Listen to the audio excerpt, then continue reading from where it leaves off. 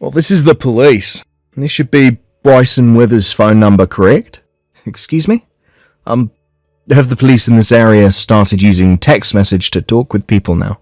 Is there a problem with the way you're being approached by us? Well, this is the first time I've ever heard about the police doing this sort of thing. Nothing in the news or anything has talked about the police starting to text people they find to be suspects in a case. Unless this is some sort of new tactic that your department has developed, which in that case makes all of this even more odd to a man like myself. I'm sure someone like you would have never heard anything about this. But recently the police force here has started to update all their methods for reaching out to suspects. One such way is through text. It's a more hands-off approach, allows for there to be less of a chance that an officer or the suspect gets harmed. Being that we are the police, it's not difficult for us to get people's phone numbers. That's very interesting. I'll have to look into all of that at a later date then. So now, why would the police be reaching out to me right now, over text? Well, Bryson, I'll give you the reason for why I'm talking with you now. It was a victim's report about a fraud case you're a part of. And in that report, they say they had been scammed by her. So you're going to need to pay $50,000 as settlement to them. And that's why I've gotten in touch with you. Excuse me? So what you're saying is that I'm being blamed for committing a crime, a scam, on someone, and will now need to pay a settlement for it? As far as we're aware, there will be no court hearing for this case, as you've already been proven to be the scammer.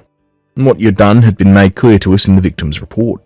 I'm sorry, but I've never scammed anyone or committed any sort of fraud. So then this could mean you were acting on another's behalf, not knowing you were committing a crime. Perhaps when you committed the scam you were under the influence, don't recall your actions. That can't be. I've never consumed enough alcohol before to make me blackout drunk. It is known that when people become that inebriated, they'll usually not remember any of the moments leading up to it. Look, I'm sorry, but that is not going to be enough to make you innocent in this case. But when it comes to things like committing fraudulent activity, the suspect must have been aware of what they were doing when committing the crime, or else it cannot be considered a purposeful crime, right? So what you're saying is the scam was an accident? Let me ask you something. There are many types of scams and frauds in this world. So, could you please explain to me in a little bit more detail what kind of scam the victim is saying I committed? Do you know what a badger game is, by any chance? Well, sort of. Isn't that a scam which targets men primarily? Where a man and a woman will target a man by having the woman approach him and start to perform sexual acts with him. And just before things become too physical, the man will take a picture of the two or video and use that as blackmail while threatening the victim to pay up or else he'll take legal action. And that's what a badger game is, right? You seem to have the description of that form of scam spot on. Thanks?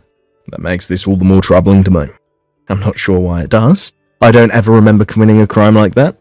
And had I, things would be a whole lot more serious in my case. But from what I've read in this victim's report, you are the man that committed the crime, and you will have to pay for it.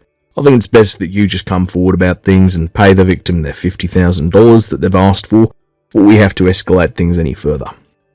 If you are able to pay that settlement off right now, then there will be no criminal record made in your case, and you can go right back to the life you'd been living before. So really, $50,000 is pretty cheap for something like a clean record, right? Could you give me some time to think about this? Even if I wanted to pay that settlement right now, $50,000 is a large amount, and I would need some time to actually get all that money together. Understood. But I cannot allow you much time to think about this, as you are being convicted of this crime. And also, you will not be able to get away from us, as we will have eyes watching you at all times. Please do not forget that simple fact. Oh, is that so? Understood.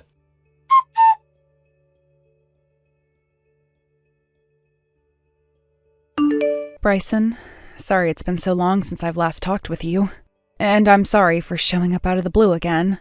But I have something very important to talk with you about. Are you able to chat for a few seconds? I have to make this quick anyway, so please allow me a little bit of your time. Long time no see, Chloe. What's happened to you? I know that this is going to be right out of left field for you, so I'm very sorry. What? What's going on right now? I was threatened by him. What? Threatened by who? Actually, this all started to happen because of what I did. I went and cheated, stabbing my husband in the back, and that's what led to this. What? I understand that what I did was very wrong, but I didn't know what to do about it, and I still don't know. And now I've gotten myself all caught up in something far worse than the problems I originally had, and it's scary for me, so much that I can't move. I need a professional like you to help me. Chloe, could you please calm down for me first? Please take 3 deep breaths for me, please. And let your heart slow down. Okay. I'm beginning to calm down a little. Are you able to speak to me more calmly now? I should be able to. I want to talk about everything so that I can feel a little bit better. Alright then.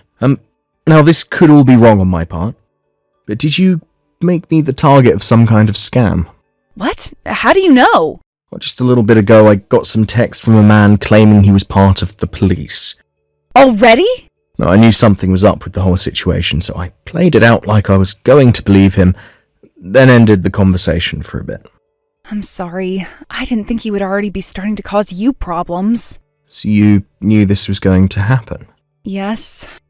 Actually, originally the real target was going to be my husband, your little brother. My little brother? He started to tell me about how crazy it was that someone like my husband could get money from the both of us just because we had an affair. But I just couldn't bear the thought of getting my husband caught up in a scam like that. And I knew that me cheating would be heard about by everyone eventually, so I went and changed my husband's contact info with yours in my phone and told him. His name's Chase, by the way, and he was the man I'd been sleeping with. But I'm sure he didn't say anything more to you besides that he was the police. I see. So that's what led to all of this. Can you tell me, have you ever participated in any other scams with that Chase guy before? Or is this your first time? This is my first time, because he forced me to help him commit it. He threatened me to. Have you talked with my little brother about what's all happened yet? I was planning to talk with him about it tonight when he got back home from work. Tonight? Huh? He had actually been gone for some time on a business trip, so, well, I'm sure he's not going to want to hear about all of this when he gets home. But I have to tell him the whole truth. This is what I get for being unfaithful. Understood. I believe that you'll do just that, then. There are still some things I'd really like to learn about this situation from you, but I'm not the one in charge here. That's right. I'm sorry about this. No, you don't have to worry about it. I happen to work with someone who can handle this sort of thing for you, so I'll go and have a chat with him right now. There is going to be a lot of work that needs to be done here, and so this is going to take some time. Please just sit tight and wait for one of us to get back to you. Okay, I'll be ready for whatever has to happen.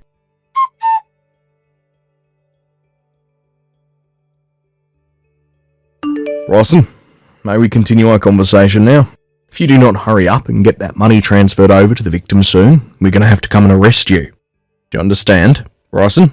By not replying to me right now, you're making things really difficult for your future self. The law will not go easy on you for not abiding. Anyway, like I said to you earlier, we have eyes on you, so there's no way for you to get away. Please just come forward, pay off this settlement.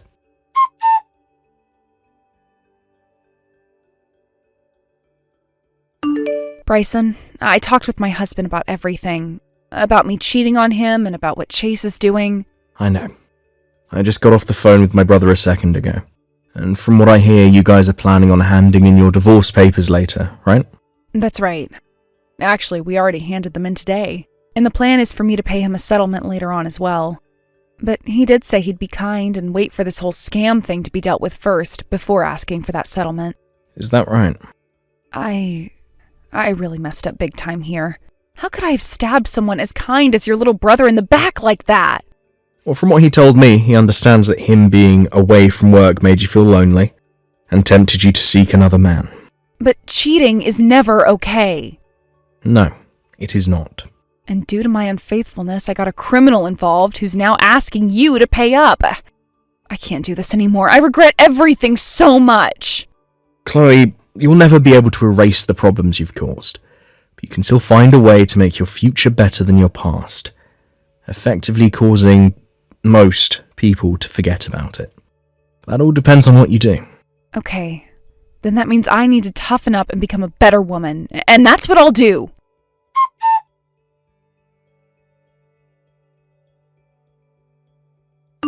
Right, Bryson, things are not going to look good for you pretty soon here. If you don't come forward and pay that settlement, you're going to get a criminal record. Do you understand what I'm saying here? From what I've learned, you once worked for a very large firm as an office worker, right? I'm sure, being the man that you are now, you should have more than enough money to pay this little settlement off. It's only $50,000, right? And if for some reason you're not able to pay this off, then your only option is borrowing the money to pay up.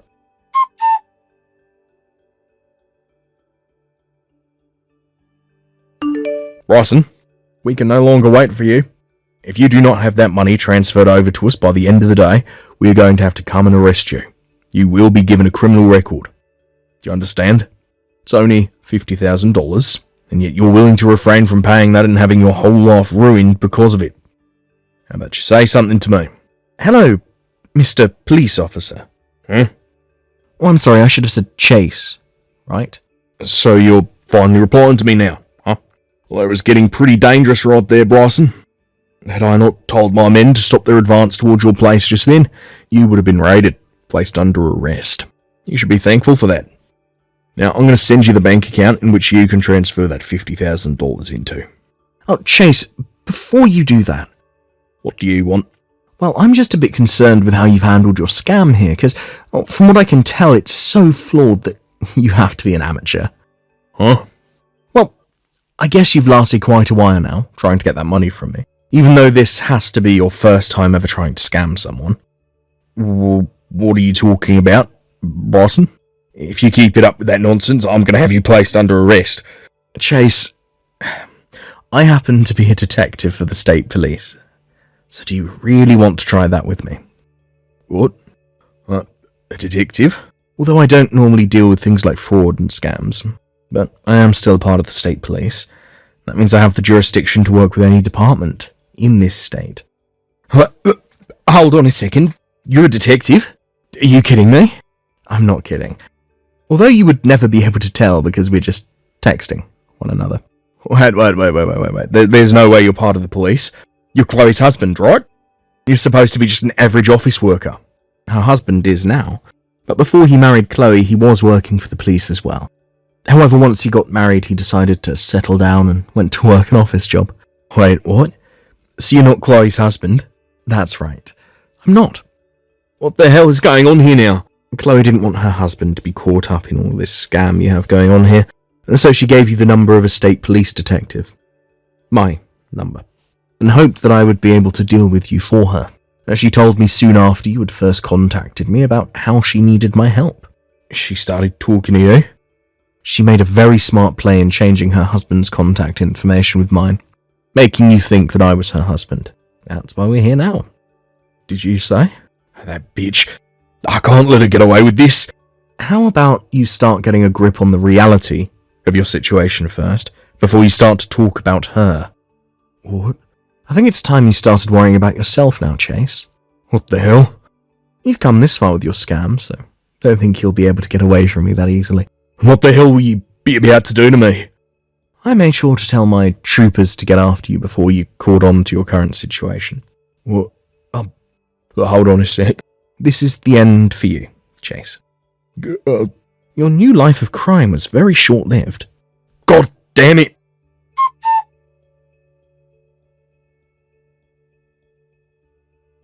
Right after I told him what was going to happen, he made a run for it out of his apartment front door. But we were one step ahead of him, and both the state police and city police had his place surrounded. He was able to make it past two of the officers and got on his bike to make a getaway. However, the officers also brought a K9 unit with them, and that dog made a mess of Chase. He tried to wrestle the dog off of him, but this only made the dog bite harder and deeper, which really got him screaming. But because he was still moving around and making it hard for the police officers to get to him, the K9 handler called his dog away, and they tasered Chase. After the taser had been deployed, he was pretty much out of juice. But this didn't stop the dog from slipping loose and getting a few more bites in on him, completely ending Chase's reign of terror. After the dog was taken off of him and cuffs were placed on, he looked like a bloody mess and had to be taken to the hospital in order to have all the dog bites stitched up. There, he would spend a day getting all 319 stitches that he would need, and after the work was done, he was taken to the local police station. And after a very brief questioning and a quick trial at the courthouse, he was taken away by the police with plenty of charges. As of right now, though, Chase is locked away in a state penitentiary, where he will be serving 3 years. Oh, did I forget to say that it wasn't him trying to scam me that landed him there? Because the main reason was due to him pushing one of the officers over in his getaway, which was seen as assault on an officer. Had he not done that, he would have been a lot better off and might have even gotten off on parole instead. As for my little brother's ex-wife, Chloe, she was able to prove that she was forced to give my information away to Chase and therefore was not arrested for her actions. However, she still had to deal with the settlement to her ex-husband, and once she had paid that off, she returned back to her parents' house. Now, she stopped by my office on her way home and thanked me for getting rid of Chase, and said that while she was with her parents, she had worked really hard on turning her behavior around for good. Thank you for watching. Please subscribe and hit the like button. See you next time.